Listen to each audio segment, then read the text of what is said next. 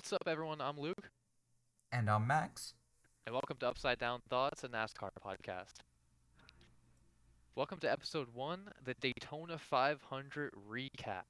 All right, let's Yes, get sir. things underway. So, Yeah, in what a my, crazy week. yeah, obvious speed weeks, you know it's going to be intense. And I would have to say it lived up to the hype, in my opinion. Yeah, well, especially nowadays, I guess it's speed week, right? I mean, Yeah, what do we get? We get Wednesday. Thursday was pretty much fully rained out, I believe, between all four series, including ARCA. yeah, So what we did, I think we just had Wednesday, Thursday, or I'm sorry, Wednesday, Friday, Saturday, Sunday. It was actually very brief, but still got a lot of good practice in. I think we got three full practice sessions. One got yeah, slightly rained out.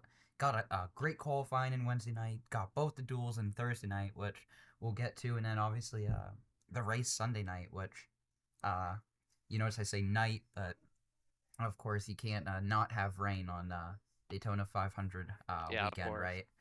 Yeah, touching on that practice, I thought the practices were very good for the drivers. Obviously, a lot of non-charter entries, able to get their practice under their feet, and I like Yeah, the practice. I absolutely. didn't last year, the 5 minutes of practice and like sometimes no practice. I don't know. You always want to have a good 20-minute session of Yeah, practice at least. yeah. I think their whole idea with last year was just kind of get 5 minutes, get out, get a feel of your car. But this year, you're actually able to get laps under your belt. You're able to run with different manufacturers, see if you're a good pusher, see how you run in the middle of packs, front, Mhm. back, whatever it be. And it's yeah, especially great to see. You mentioned all the part time entries. Yeah, Like eventually making the event. I mean, you see Corey LaJoy make the event. Which is absolutely amazing to see. It's really awesome for that Rick Ware '01 Ford to make the 500 because I can't say a whole lot of people had faith in that team to uh, be even in the 500, and there they were with 20 to go, I believe, running top five. yeah. So it it's crazy, but uh, let's run through these part-time drivers here. I've got a little list here. We've got the 44 NY Racing entry of JJ Yaley, who unfortunately did not make the event. The Live Fast Motorsports number 78, BJ McLeod, unfortunately did not make the event either. I mentioned the Rick Ware Racing '01 of Yep. Corey LaJoy. Here's another one that really stands out. We can get to it in a little bit, but the Junior Motorsports number 40, Justin Oh yeah. Allgaier. I definitely want to That's a touch on that. really there's a really awesome story there. Then you got the Beard Motorsports 62 for Anthony Alfredo, the Legacy Motor Club 84 for Jimmy Johnson, and uh, I don't have a team on this one. I don't remember if it's Joe Gibbs or 2311 or what it is, but it's the 56 for Martin Tricon. Truex Jr. Oh, it's Tricon. Okay, Yep. yeah. See, did not have a team there, but uh, that's all of them. Or oh no, I'm missing one more. Do you know? I'll give you in. Number 10. It's actually the Oh, Collin car. Ty Dillon. Ty Dillon. Yeah. Uh, oh no. Yeah, I mean, obviously, what were there, nine non-chartered or part-time entries?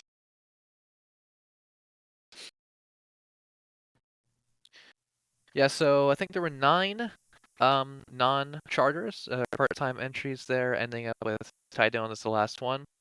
But I thought, in my opinion, a very strong showing for the non-charters that made the race. Just to name a few, I thought Corey LaJoy, like you said, looked really strong, confident.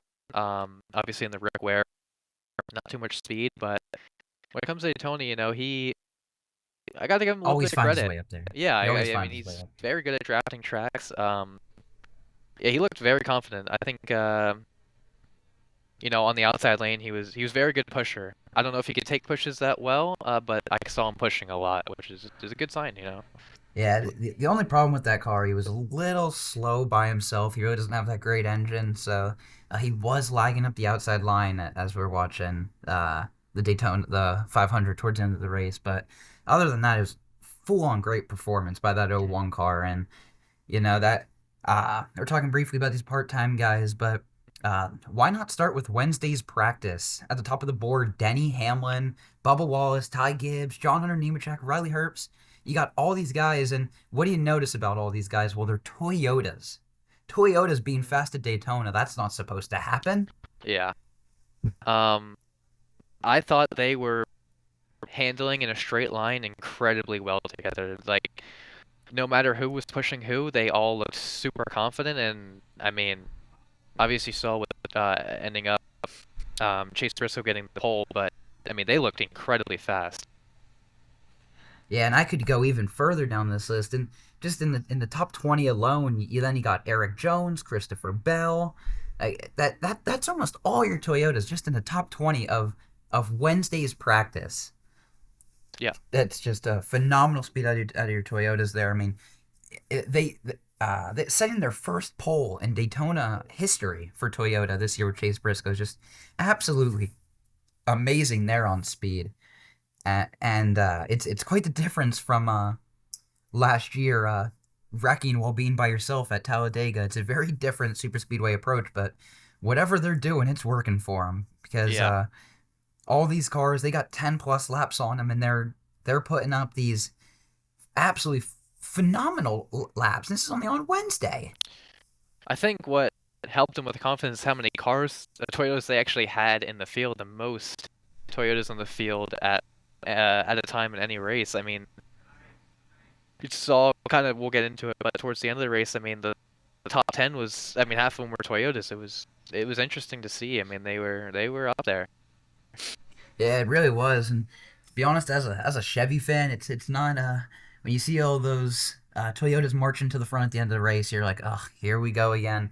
But yeah, they always seem to make their way up there, but they're just they're never quite able to finish it off. Again, we'll get there in a little bit. But I believe after practice one, this brings us to Wednesday night, which was the Cup qualifying. Hmm. In the top 10, we had a mix of Chevys, Toyotas, fifth to second were Fords, and then all the way at the top of the board, Chase Briscoe with an absolute stud of a lap with a 49.249 getting the pole at Daytona. What was the magic there? I think you know qualifying at Daytona is so hit or miss sometimes. With it can be kind of interesting at some years and not. I never in a million years did I expect him to be on the pole. He was absolutely flying around that track. I mean, that I don't even know what to say. I mean, it was It's like a honestly perfect lap, it speechless. looked like. I want to get your These thoughts on that. Yeah, Yeah, it was just these perfect. 5-star Joe Gibbs engines, whatever they are off to, it's off to at the beginning of this season. It's honestly awesome to see if you're a Toyota fan because Joe Gibbs, especially towards the second half of last year's season, it kind of disappeared. You did not see any of this Toyota power in this. I would really say in the second half of last season at all. Yeah, definitely. Toyotas are known to kind of fade off near the playoff time at the end of the season. But if I had to put a guess on what's gonna happen this season, I mean, oh, if you're a Toyota It fan, could I'd be be anyone's very game. excited. Yeah, they are in it for the long run. Well, then following qualifying Wednesday night at 5:30 Friday night because everything Thursday got canceled due to rain. We had practice two for the Cup Series, and well, at the top of the board, they said goodbye to the Toyotas, goodbye to the Fords. Here came the Chevys. Top five were all Chevys. Got Austin Dillon, Kyle Busch, Ricky Stenhouse Jr., Chase Elliott, William Byron. Well, where did this speed come from? You say it's all these Chevys in the top five. No one else is to be seen. There's not even a Toyota until 14th. So where's the speed come from Chevys there? Yeah, I do want to touch on this speech from the Chevys, and one car in particular, the nine of Chase Elliott. I think I don't know how many laps he run, but in all the laps I saw, he was behind cars 19 pushing them. laps. Yeah, I think for almost all 90 laps, he was just pushing cars, and he looked incredibly fast too. I mean, a lot of And confidence he from that clearly nine was all team, day. even from obviously the clash a couple weeks ago, and in the practice qualifying, and actually in the race. But man, I mean, I don't know, 2025 may be his year. I mean, he is confident. I'll say Yeah, it that. sure is. And Of course, I do want to touch on this guy sitting right behind Elliott Slap, only 2/10 behind him. This was the third fastest lap run Friday night, but it was of course the 47, the Hayek Chevrolet of Ricky Stenhouse Jr. Yep. Always extremely fast. How does he do it? I mean, uh, I love to see that 47 in the front, leading laps, running fast laps. Obviously you kind of look at last year and they were obviously still strong at the plate tracks, but they kind of lost a little bit of speed on the intermediates and short tracks from obviously 2 years ago when they made the playoffs. But man, he is by far top five in the field in plate tracks and confidence and knowing when to go and making the moves. Obviously, we'll get into what happened with him later, but love seeing Ricky out there. Love seeing it.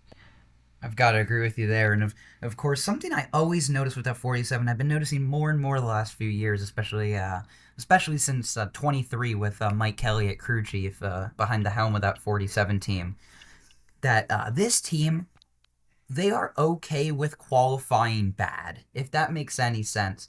They will qualify bad, and they will rather start in the back with a race car that is going to handle in traffic and is going to get them through it. They would much rather have a car that's going to be able to navigate that field than rather have an absolute hot shot starting up front that he can barely control. Yeah, I think it's really good strategy from Mike Kelly. He kind of keeps him in the back and gets to know his car in the aero and bad air and pushing and getting pushed. Um, I'll touch on last year's Daytona. I mean, they held him in the back for nearly up to stage three, and then it was like it's go time now, and you could see him he knew how fast he could go. He knew when he could make a move. He knew how to push. He knew how to take a push. It's just really smart It's strategy, and it it's kind of it's wins very some Denny races. Hamlin esque. Yeah, he stays in the back until he's ready. It's very Yeah, smart. very similar to Denny Hamlin. There's much more to get into on him then, but that is practice two, which was Friday night, and that takes us into the weekend for what was final practice, which was ended a bit early by rain.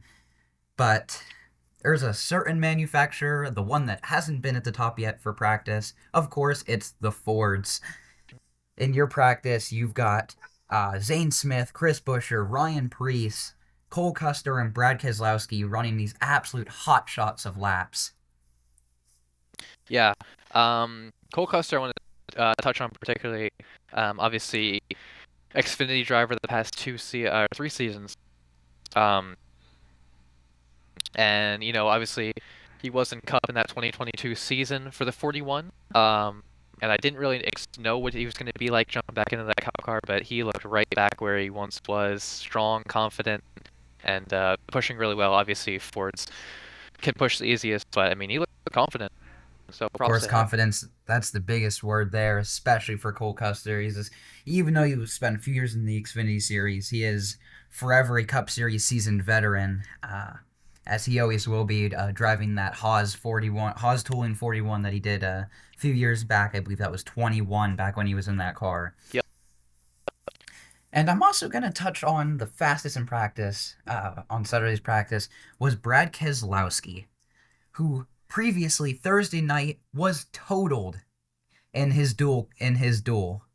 How can you fix a race car and get it back out on track Saturday like it had never had damage? I honestly I know we keep touching on, it, but I think it's just experience. Um, and we'll touch on this a little bit later in the race too. You can go from wrecking a car completely in a duel and then, starting damn near the front in the race and just flying. Like he doesn't care what his car can do. He'll make the car do what he wants it to do. Just like I said, I mean, like we keep saying, very, very confident, and that's what you need at super speedway. So Brad is Yeah, one of those guys that you can absolutely. always trust to be up there, and you know, he might end up in the big one, but he's going for it all. So I love to see it. Love to see it. Definitely is. And that concludes Speed Weeks for us there. But it takes us to Sunday. The Daytona 500, of course. The winner, William Byron. We'll get there eventually. But to start this thing, Chase Briscoe on the pole, of course, setting the fastest qualifying time with Austin Cindric on his outside, setting the second fastest time. in qualifying, taking that front row, and then Bubba Wallace and uh, Eric Jones taking the second row right behind, as Eric Jones had thought he won his duel until they went back in a photo finish fashion and realized that Austin Cindric had stolen it from him right at the moment of caution, but it didn't seem to matter since Cindric had already clinched the front row, so Eric Jones got his second row start anyway. But that gives you your top basically four there for the 500, and it was a rather rocky start and somewhat stormy start to this Daytona 500. Yeah, that's one way to put it. Obviously before the rain, we had obviously Chase Briscoe and Austin Cindric leading the way. And what I thought was actually interesting that maybe not many people picked up on is how quickly Joey Logano and Austin Cindric found each other on lap 7. They were nose to tail already working together in that top lane. That's just something Oh, I wanted to pick up on, but that was pretty everyone cool. knew it. Yeah, You could see that starting Wednesday night in practice, Wednesday night into the duel Thursday night, and practice throughout the weekend with all the Fords. Those two, you would have thought that they were one car. yeah, Those two were always, you could put a blanket over those two cars. I don't know if I could name a time besides a bad moment of separation that they weren't right behind each other. yeah. And obviously, like you said, a pretty stormy start. You know, we only got 9 laps in until obviously the weather precipitation was reported around the track, and by lap 11 we were on the red flag. So pretty disappointing to see that. I knew I was disappointed, but I had a feeling we would definitely get back green during some time of the day. I didn't think it was going to go to Monday. Um, but yeah, Yeah, not. But I mean, Daytona and Florida. What are you going to do about the rain? It's inevitable. right. Gotta love how NASCAR starts their season in Daytona, basically the breeding ground for rain. But after those first 10 laps had been run, we sat under, I believe it was a 4 minute or 4 hour and 18 minute rain delay. I wish it was only a 4 minute rain delay, Yeah. but that was until we ran 9 more laps till we were brought down pit road again for Yep. more rain. This time it was a little bit shorter, only 20 minutes of red flag conditions. So, not definitely not 4 hours, which is good. But obviously, the race restarted on lap 24. We were right back into it. Of course, and that was, some may say, the official start of the Daytona 500, which really got off to a very, very smooth start. Nothing really seemingly going wrong until I believe it was a blown tire by the 38 of Zane Smith. I don't think I'm getting this confused with the duels. I could be, but I believe this was briefly at the beginning of the 500 up into the outside wall in turns Yep. 1 and 2. Am I correct on that? Yes, you are correct. A little bit of a checkup by Denny, and gets right into Zane Smith, and tire goes down, and obviously slides up and then hits the apron. So that was the first, I guess, real caution you can kind of say of the day. Just kind of a normal Daytona wreck, it looked like to me. Yes, I gotta agree with you there. And then that brought us to a nice and easy stage one ending for, of course, those three Fords leading away. It was Logano, Keselowski, Blaney at the end of stage one with Stenhouse right there, Bell, Suarez, Bowman, Reddick, Jones, and Byron all getting stage points there as well in stage one. Yeah. But right on the first lap of stage two, sorry if you were going to say something. No, you're good. I was just going to touch on, obviously, no surprise that Penske obviously winning this first stage, but go ahead. Yeah, and the second stage off to another rocky start. At least we were racing this stage, but a rough checkup into turn one. I believe it got Ross Chastain turned around Yep. and created some calamity in turns one and two, taking, I want to say, Truex out of the race, Yep. And amidst others, and ending some part-time dreams and Daytona 500 dreams. yeah, obviously, you know, the kind of two part-time guys, Castro Neves and Truex, just can't catch Truex. I mean, the super speedway luck is just, it's never gonna run out. But looks like we got Ross Chastain got the brunt of it and kind of caught Kyle Busch, Chase Briscoe, Riley Herbst, Allgaier, kind of we're in the mix of it. But man, that one looked like a hard hit for Ross Chastain. in the in-car camera. He was all right though, but definitely a rocky start to Sure stage did. two. Yeah, absolutely. I'm gonna let you take the end of stage two here, as it was very smooth, and again, nothing to the end of stage two, bringing us just Blaney, Cindric, Elliott, Bowman, Gilliland, Busher, Jones, Logano, Wallace, and Kyle Busch. A very similar top 10 to the end of the first stage, and that took us into the final stage of the Daytona 500, of course. Lap 130 to 200, the final 70. Yeah, and boy, do we have topics to cover for the final stage. Man, where do I even begin? So, obviously Ryan Blaney leads the restart, of course, and it's going pretty smooth. I mean, up until obviously debris caution kind of ruined the flow. I would say that at kind of lap 160. Yeah, Um, honestly, I believe it was around 38 to go when the debris caution came in. yeah, and in my opinion, I Kind of didn't got like that. everything jumping. Yeah, it was bound to happen at some, and that kind of screwed everything out because I mean, kind of near lap 180, you saw the semi big one, I guess you can call it. But obviously Corey LaJoy, obviously the four of Noah Gragson caught up in the wreck, and then oh god, uh, not what you want to see. I'll the 60 Definitely car not. in a Ryan really Preece. interesting wreck, in my opinion. Kind of, obviously, the hood flaps did not come up because he had some damage. Obviously, he hit the wall first, and the car just took lift off up into turn three. It went down the apron, then up, nearly hit the catch fence. Very, very, very scary wreck for Breeze. Yes, never in my life have I seen a car, especially a stock car, take off like that. Yeah, very, very scary. Very IndyCar esque, Yes. and as much as you, in my opinion, you will never be able to stop Cup cars, or I should say, NASCAR stock cars from flipping. I gotta say that one is unacceptable because I don't think stock cars should be lifting off like Indy cars, and I think Ryan Preece with his post crash statement, I think really hit it right on the head.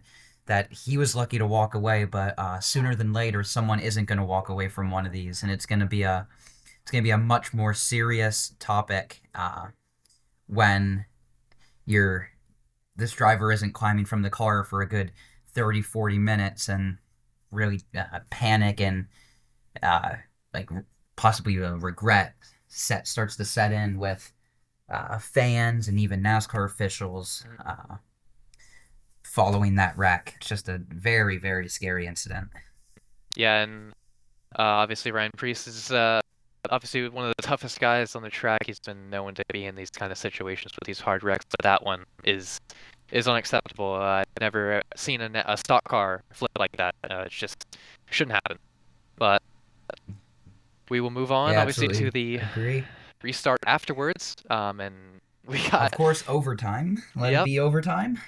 um, just a Denny Hamlin prime position on that restart.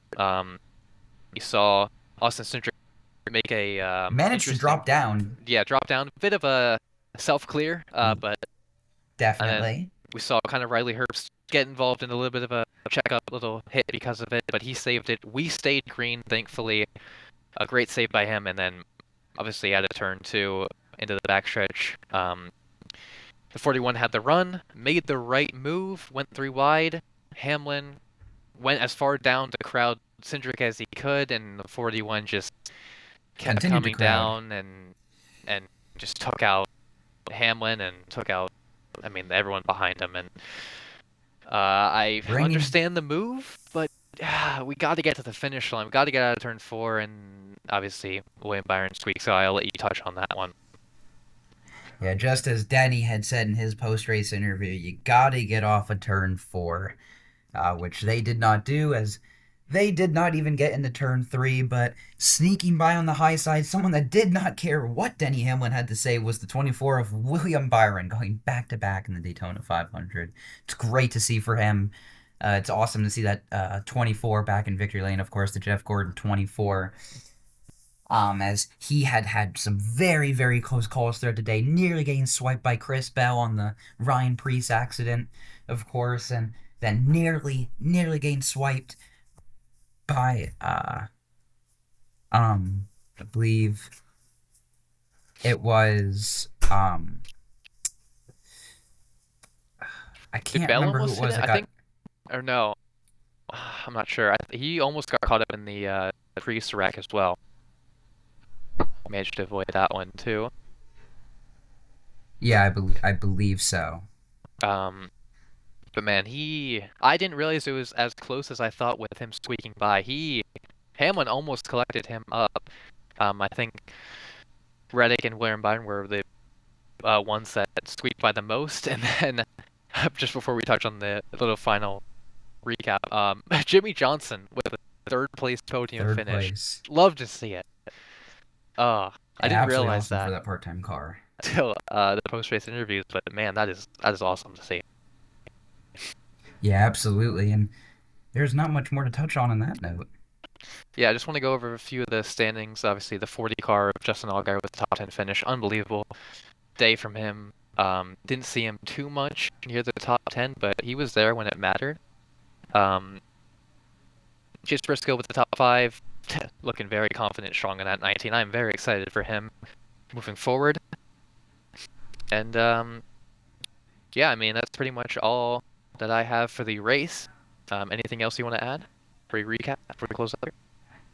I've got nothing else. Just besides the rain, a great speed week's a great Sunday, and can't wait to be back here next Monday for giving a recap on Atlanta.